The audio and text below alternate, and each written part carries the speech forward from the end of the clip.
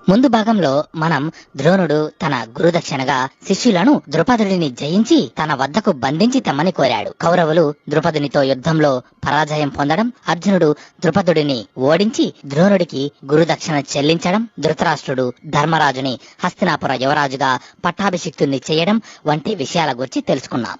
అయితే కర్ణుడిని దుర్యోధనుడు అంగరాజ్యానికి రాజుని చేసిన తరువాత పరశురామ ప్రభు మహేంద్రగిరి పర్వతంపై ఉన్నాడని తెలుసుకుని బ్రహ్మాస్త్రాన్ని పొందడం కోసం కర్ణుడు తన రథంపై పరశురాముడి దగ్గరకు బయలుదేరాడు. కర్ణుడు మహేంద్రగిరి పర్వతంపైకి చేరుకోగానే అక్కడ తన కంటికి పులి చర్మాన్ని నడుముకి కట్టుకుని గండ్రగొడ్డలిని వీపుకు తగిలించుకుని వజ్రం కన్నా దృఢమైన శరీరంతో ఒక బండరాతిపై కూర్చుని తపస్సు చేస్తూ పరశురాముడు కనిపించాడు. వెంటనే కర్ణుడు తన రథంపై నుంచి కిందికి దిగి నడుచుకుంటూ పరశురాముడి దగ్గరకు వెళ్లి వినయంగా ఆయనకు ప్రణామం చేశాడు. వెంటనే పరశురాముడు తన కనులు తెరచి తన ముందు నిలబడి ఉన్న కర్ణుడి వైపు చూస్తూ, ఎవరు పుత్రా నీవు, ఏం విషయమై నా వద్దకు వచ్చావు అని అడిగాడు. దానికి కర్ణుడు, నేను కర్ణుడను అని చెప్పి తాను ఒక సూతుడను అని చెబితే ఎక్కడ పరశురాముడు తనకు విద్యను నేర్పించడానికి నిరాకరిస్తాడోనని భావించి, నేను బ్రాహ్మణుణ్ణి, మీ వద్ద ధనుర్విద్యను అభ్యసించడం కోసం వచ్చాను ప్రభు అని అన్నాడు. కర్ణుడి మాటలు విన్న పరశురాముడు మొదట అతనికి ధనుర్విద్య నేర్పించడానికి నిరాకరించాడు. అయితే కర్ణుడి పట్టుదల, ధనుర్విద్య నేర్చుకోవాలని అతని దృఢ నిశ్చయాన్ని చూసి పరశురాముడు కర్ణుడిని తన శిష్యుడిగా స్వీకరించాడు. అప్పటి నుంచి కర్ణుడు అత్యంత భక్తి శ్రద్ధలతో గురువుని సేవిస్తూ అతి కొద్ది కాలంలోనే పరశురాముడికి ప్రియ శిష్యుడిగా మారాడు. పరశురాముడి అనుగ్రహంతో కర్ణుడు ఎన్నో అత్యంత శక్తివంతమైన అస్త్ర శస్త్రాలను, తిరుగులేని భార్గవాస్త్రాన్ని, బ్రహ్మాస్త్రాన్ని తన సొంతం చేసుకున్నాడు. ఇలా ఒకసారి కర్ణుడు తన ధనుర్విద్యను సాధన చేస్తున్న సమయంలో తన ధనస్సు నుంచి వెలువడిన ఒక బాణం పొరబాటున దాని దిశను మార్చుకొని ఒక వేద పండితుడి ఇంటి ముందు కట్టి ఉన్న గోవుకు తగిలి ఆ గోవు విలవిలలాడుతూ నేల మీద పడి చనిపోయింది. ఆ గోవు అరుపులు విని ఇంటిలో నుండి బయటకు వచ్చిన ఆ వేద పండితుడు చనిపోయి నేల మీద పడి ఉన్న గోవుని చూసి బాధపడుతూ ఎదురుగా ధనుర్బాణాలను పట్టుకొని నిలబడి ఉన్న కర్ణుడి వైపు కోపంగా చూస్తూ, నువ్వు వేసిన బాణం తగిలి ఎలాగైతే నా గోవు చిత్రవద అనుభవిస్తూ చనిపోయిందో అలాగే నువ్వు యుద్ధం చేస్తున్న సమయంలో నీ రథచక్రం భూమిలో కూరుకుపోయి అయిన వాళ్ళెవరూ తోడు లేక బిక్కు బిక్కుమంటూ నిస్సహాయ స్థితిలో మరణిస్తావు అని శపించాడు. వెంటనే కర్ణుడు ఆ పండితుని వైపు చూస్తూ, మహాత్మా, నేను ఇది కావాలని చేసిన పని కాదు, నన్ను క్షమించి మీరిచ్చిన శాపాన్ని వెనక్కు తీసుకోండి. మీకు ఈ గోవుకు బదులుగా 1000 గోవులను, 1,00,000 స్వర్ణ ముద్రికలను ఇస్తాను అని ఎన్నో విధాలుగా ప్రాధేయపడ్డాడు. కాని కర్ణుడి మాటలకు ఆ పండితుడి మనస్సు కరుగలేదు, తన శాపాన్ని వెనక్కు తీసుకోలేదు. దానితో కర్ణుడు దుఃఖించిన మనసుతో తిరిగి వెనక్కు వెళ్లిపోయాడు. పరశురాముడి దగ్గర కర్ణుడి విద్యాభ్యాసం పూర్తి కావచ్చింది.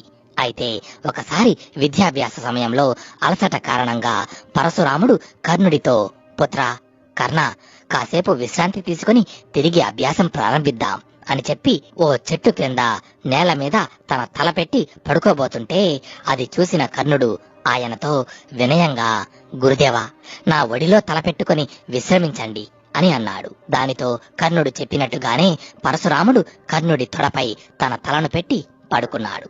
అయితే ఇంతలో ఒక భయంకరమైన కీటకం ఒకటి కర్ణుడి తొడ కిందకు చేరి అతని తొడను ముక్కలు ముక్కలుగా పీకుతూ తొడకు రంధ్రం చేయడం మొదలుపెట్టింది. కాని గురువు గారి నిద్రకు భంగం కలగకూడదని భావించి ఎంత నొప్పి వస్తున్నా కర్ణుడు ఆ నొప్పిని అలాగే భరించాడు. అయితే ఆ కీటకం విపరీతంగా కొరకడంతో కర్ణుడి తొడ నుంచి రక్తం ప్రవహించి ఆ రక్తం నేలపై పారి పరశురాముడి తలను తాకింది. దానితో పరశురాముడికి మెలకువ వచ్చి పైకి లేచి చూశాడు. పరశురాముడి చూపులతో ఆ కీటకానికి శాప విమోచనం కలిగి ఒక రాక్షస రూపాన్ని ధరించి పరశురాముడికి ప్రణామం చేసి, ధన్యుడను మహాత్మా, నేను గ్రస్తుడు అనే రాక్షసుడిని. పూర్వం భృగ మహర్షి భార్యను అపహరించి ఆయన శాపానికి గురై ఇలా కీటకంగా మారాను.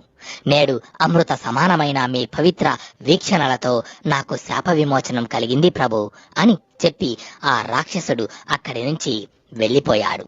తరువాత పరశురాముడు కర్ణుడి వైపు అతని తొడకు అయిన గాయం వైపు చూసి, కర్ణ, నిజం చెప్పు, ఎవరు నీవు? ఇప్పుడు నీవు చూపిన ఓర్పు, సహనం బ్రాహ్మణులకు తగినది కాదు. ఎవరు నువ్వు అని ప్రశ్నించాడు. దానికి కర్ణుడు, నేను సూతపుత్రుడను అని సమాధానమిచ్చాడు. కర్ణుడి సమాధానానికి పరశురాముడి కంట్లో నిప్పులు కురిశాయి. మహావేశంతో కర్ణుడి వైపు చూస్తూ, నువ్వు నాతో బ్రాహ్మణుడు అని చెప్పి నన్ను నమ్మించి మోసం చేసి నా దగ్గర అస్త్ర విద్య నేర్చుకున్నావు. నన్ను మోసం చేసి నా దగ్గర నేర్చుకున్న విద్య నీకు పనికి రాకుండా పోతుంది అని కర్ణుడిని శపించాడు. అప్పుడు కర్ణుడు పరశురాముడితో వినయంగా, గురుదేవా, నేను ధనుర్విద్య నేర్చుకోవాలి అన్న కోరికతో మీకు అబద్ధం చెప్పానే తప్ప మిమ్మల్ని మోసం చేయడం నా ఉద్దేశం కాదు. నన్ను క్షమించండి అని ప్రాధేయపడ్డాడు. కర్ణుడి మాటలు విన్న పరశురాముడికి కర్ణుడు తనపై చూపిన భక్తి శ్రద్ధలు, సేవాభావం గుర్తుకు వచ్చి ఆయనలోని కోపం చల్లారింది. ఓదార్పు కళ్ళతో కర్ణుడి వైపు చూస్తూ, పుత్రా కర్ణ, నేను నీకిచ్చిన శాపం తిరుగులేనిది. నేను దానిని వెనక్కు తీసుకోలేను. కానీ ఈ శాపం నీ జీవితంలోని సంకట సమయంలో మాత్రమే ఫలిస్తుంది అని చెప్పి తన చెయ్యి పైకెత్తి ఒక మంత్రాన్ని స్మరించాడు. ఆ మంత్రం స్మరించగానే పరశురాముడి చేతిలో ఒక దివ్య ధనస్సు ప్రత్యక్షమయ్యింది. ఆ ధనస్సును పరశురాముడు కర్ణుడికి ఇస్తూ, కర్ణ, ఇది విజయ ధనస్సు. ఇది ఎవరి చేతిలో ఉంటే వారికి విజయమే తప్ప పరాజయం ఉండదు. తీసుకో పుత్రా అంటూ కర్ణుడికి పరశురాముడు విజయ ధనస్సును అందించాడు. కర్ణుడు విజయ ధనస్సుని స్వీకరించి అక్కడి నుంచి తిరిగి హస్తినాపురానికి చేరుకున్నాడు. హస్తినాపురిలో ధర్మరాజుకి యువరాజ పట్టాభిషేకం జరగడం వల్ల దుర్యోధనుడు అంతులేని దుఃఖంతో తన మందిరంలో ఒంటరిగా కూర్చొని ఉన్నాడు. దుర్యోధనుడి మందిరంలోకి ప్రవేశించిన కర్ణుడు అది చూసి వెంటనే దుర్యోధనుడి దగ్గరకు వెళ్లి, మిత్రమా, నేను పరశురామ ప్రభు వద్ద అపారమైన అస్త్ర విద్యా సంపద పొంది వస్తున్నాను. ఇప్పుడు పాండవులపై యుద్ధాన్ని ప్రకటించు. వారిని ఓడించి నిన్ను ఈ హస్తినాపురానికి రాజుని చేస్తాను అని అన్నాడు. కానీ తనకు పరశురాముడు ఇచ్చిన శాపం గురించి మాత్రం నిజాన్ని దాచాడు కర్ణుడు. సరిగ్గా అప్పుడే శకుని దుశ్శాసనుడితో సహా అక్కడకు వచ్చి దుర్యోధనుడితో, మేనల్లుడా, యుద్ధానికి ఇది సరైన సమయం కాదు. ప్రస్తుతం హస్తినాపురానికి యువరాజు యుధిష్ఠరుడు అనగా ధర్మరాజు. ఇప్పుడు కనుక యుద్ధం జరిగితే భీష్మ, ద్రోణ, కృపాచార్యులు పాండవులకు అండగా నిలుస్తారు. హస్తినాపుర సామంత రాజ్యాలన్నీ పాండవుల పక్షం వహిస్తాయి. కాబట్టి ఇప్పుడు మనకు కావలసింది యుద్ధం కాదు, పథకం. ఉపయోగించాల్సింది శక్తిని కాదు, బుద్ధిని అని చెప్పి దుర్యోధనుడికి శకుని తన పథకాన్ని వివరించి చెప్పాడు. అది విన్న దుర్యోధనుడి ఆనందానికి అవధులు లేవు. ఆ మరుసటి రోజు శకుని పథకంలో భాగంగా దుర్యోధనుడు ఒంటరిగా ధృతరాష్ట్రుడి మందిరానికి వెళ్ళాడు. దుర్యోధనుడి రాకను గమనించిన ధృతరాష్ట్రుడు, ఏమిటి పుత్రా ఇలా వచ్చావు అని అడిగాడు. దానికి దుర్యోధనుడు, పితృదేవా, మీరు యుధిష్ఠరుని హస్తినాపురానికి యువరాజుగా పట్టాభిషిక్తుని చేసినప్పటి నుంచి రాజ్య ప్రజలందరూ యుధిష్ఠరుడి పేరు ప్రఖ్యాతలు, కీర్తి ప్రతిష్టల గురించే మాట్లాడుకుంటున్నారు. మీ గురించి గాని, మహితాత్ములు భీష్ముడి గురించి గాని అనువంతైనా పట్టించుకోవడం లేదు. వారి పొగడ్తలు ముల్లులా మారి నా మనసును చిత్రవద చేస్తున్నాయి. నాకు నిద్రాహారాలు రుచించడం లేదు. ఒక్క క్షణమైనా వృధా చేయక వెంటనే పాండవులను ఎలాగైనా ఇక్కడి నుంచి ఇంకెక్కడికైనా పంపించేయండి అని అన్నాడు. అది విన్న ధృతరాష్ట్రుడు, పుత్రా దుర్యోధన, నేను సకల వేదాలను, ధర్మ శాస్త్రాలను, నీతి శాస్త్రాలను అభ్యసించాను. 1000 ఏనుగుల బలం గలవాడను. కానీ చూపు లేనందున స్వయంగా రాజకార్యాలను, బాధ్యతలను నిర్వర్తించలేను. ఆ సమయంలో నా తమ్ముడు పాండురాజు ఆ బాధ్యత స్వీకరించి శత్రువులను నిర్జించి అపార ధనరాశులను తెచ్చి నాకు అంకితం చేసి అత్యంత సేవాభక్తులతో నన్ను పూజించాడు. పైగా యుధిష్ఠరుడు మీ అందరిలోకి పెద్దవాడు. అందువల్లనే తనకి యువరాజు పట్టాభిషేకం చేశాను. అలాంటిది నేను పాండవులను ఇప్పుడు ఎలా ఇక్కడి నుంచి బయటకు పంపగలను? ఇది ఏమి ధర్మం? కురుపెద్దలెవ్వరూ దీనిని సహించరు అని చెప్పి దుర్యోధనుడు అడిగిన దానికి ధృతరాష్ట్రుడు నిరాకరించాడు. అప్పుడు దుర్యోధనుడు, పితృదేవా, హస్తినాపురానికి యుధిష్ఠరుడు రాజైతే తన వంశమే రాజ్య పరిపాలన చేస్తుంది. నేను, నా సోదరులు జీవితాంతం వారి దయా దాక్షిణ్యాలపై ఆధారపడి అతి నీచమైన జీవితం అనుభవించాలి.